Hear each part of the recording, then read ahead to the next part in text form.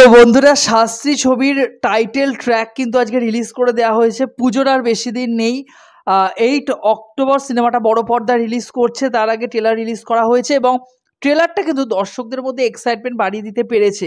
সেক্ষেত্রে টাইটেল ট্র্যাকটা কি দর্শকদের মধ্যে এক্সাইটমেন্ট আরও দ্বিগুণ করে তুললো? হ্যাঁ, বাস্তবিক অর্থে টাইটেল ট্র্যাকটা কিন্তু বেশ ভালো বানানো হয়েছে এবং আপনাদের জানিয়ে রাখি যে আমি যখন রিয়াকশন করেছিলাম ট্রেলারে, আমি জানিয়েছিলাম যে শাস্তির প্রত্যেকটা ডিপার্টমেন্ট ভালো। ক্যামেরার কাজ বলুন, গল্প যেভাবে ডেভেলপ করা হচ্ছে ট্রেলারের মধ্যে যেরকমভাবে কেটে কেটে দেখানো হয়েছে সিন বাই সিন, মিঠুন চক্রবর্তীর লুক, প্রত্যেকটা ডিপার্টমেন্টে কিন্তু কাজ করা হয়েছে, টাকা খরচ করা হয়েছে। কিন্তু কোথাও না কোথাও গিয়ে বিজিএমে কিন্তু আমার একটা প্রশ্ন ছিল, ব্যাকগ্রাউন্ড মিউজিকে। তবে শাস্ত্রী ছবির টাইটেল ট্র্যাক কিন্তু সেটা মিটিয়ে দিয়েছে।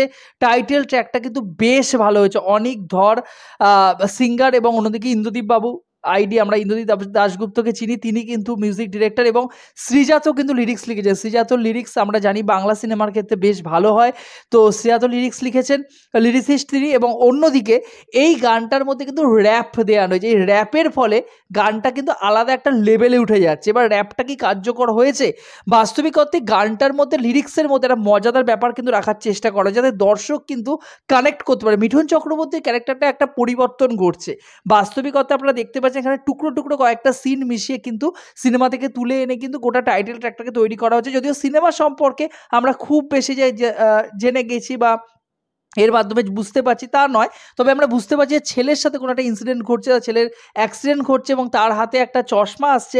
চশমা আসার ফলে শহরের কীভাবে সে মাসিহা হয়ে উঠছে আর কি মিঠুন চক্রবর্তী, সেটাই কিন্তু গোটা গানটার মধ্যে টাইটেল ট্র্যাকটার মধ্যে তুলে ধরা হয়েছে। এবং তার সাথে গানটা পেছনে কিন্তু কোথাও একটা এনার্জেটিক ব্যাপারটা আর কি, সেই এক্সপ্রেশন মিঠুন চক্রবর্তী এবং সেই যে একটা পুরো একটা ভাইবস, একটা এক্সপিরিয়েন্স দেবে দর্শকদের, সেটা কিন্তু আমার মনে হয় বড় পর্দায় দিতে সক্ষম হবে। তো সেক্ষেত্রে মিঠুন চক্রবর্তীর শাস্তি ছবির টাইটেল ট্র্যাক কিন্তু আমার বেশ ভালো লেগেছে।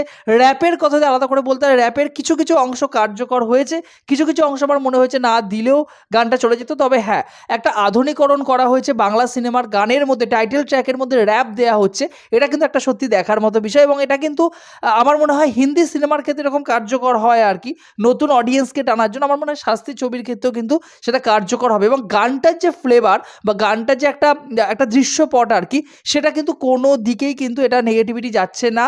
এবং মিঠুন চক্রবর্তীর লুক, আমি আবারও বলছি, যেটুকু টুকরো টুকরো সিন দেখানো হয়েছে তাকে কিন্তু ফোকাসে রেখে করা হয়েছে। কৌশিক সেনের একটা দৃশ্যপট দেখতে পাচ্ছি, রজতাভ দত্তকে দেখতে পাচ্ছি, এগুলো আমরা ট্রেলারের মধ্যেই দেখেছিলাম। তাছাড়া মিঠুন চক্রবর্তীর চুল আশ্রানো, তার চশমা পরা, তার টাকা দেওয়ার যে ভঙ্গি এবং সে আশীর্বাদ করছে, তো এই সমস্ত কিছু কিন্তু দুর্দান্ত লাগছে। আমার মনে হয় এই যে চরিত্রটা এই মুহূর্তে বাংলায় মিঠুন স্যার ছাড়া বা মিঠুন চক্রবর্তী ছাড়া কিন্তু আর কারোর পক্ষে করা সম্ভব না। আমি লুকটা কিন্তু দেখে বলছি, বারবার করে এই কথাটা বলছি, কারণ পুজোর ছবি, পুজোর শাস্তি ছবির একমাত্র পজিটিভ পয়েন্ট কিন্তু মিঠুন চক্রবর্তী নিজে। সিনেমাটা হিট করবে না সিনেমাটা ফ্লপ করবে পুরোটাই কিন্তু নির্ভর করছে মিঠুন চক্রবর্তীর ওপর। কারণ মিঠুনের যে একটা বিরাট বড় ফ্যান ক্লাব বাংলায় রয়েছে বা একটা ফ্যামিলি অডিয়েন্স রয়েছে, তারা কিন্তু মিঠুনের মুখের দিকে চেয়েই কিন্তু সিনেমাটা দেখতে যাবেন। যদি সিনেমাটা ভালো রিভিউ পায়, পরবর্তীতে একটা বড় সংখ্যক অডিয়েন্স আমরা দেখেছি যে আগেরবার রক্তবীজের ক্ষেত্রে এটা হয়েছিল যে একটা অন্য ঘরানার ছবি তৈরি করেছিলেন উইন্ডোজ প্রোডাকশন হাউস। প্রথমে সিনেমাটা একটা বিশাল বড় বিজনেস করতে পারেনি, অন্যান্য ছবির আড়ালে ছিল। যেই সিনেমাটা একটা পজিটিভ ভাইব রিভিউ পেলো, সিনেমাটার দর কিন্তু চচ্চর করে ওপরের দিকে উঠলো এবং কোটি কোটি টাকার বিজনেস লো।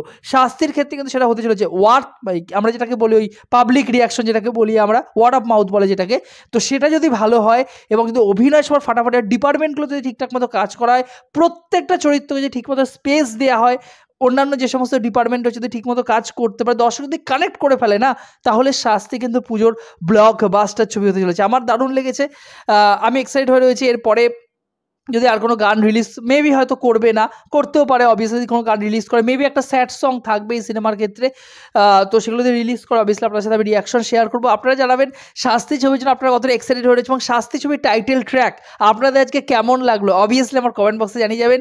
ভিডিওটি ভালো লাগলে এরকম ইনফরমেটিভ ভিডিও পেতে চ্যানেলটিকে সাবস্ক্রাইব করে পাশে থাকবেন বন্ধুরা। জয় হিন্দ।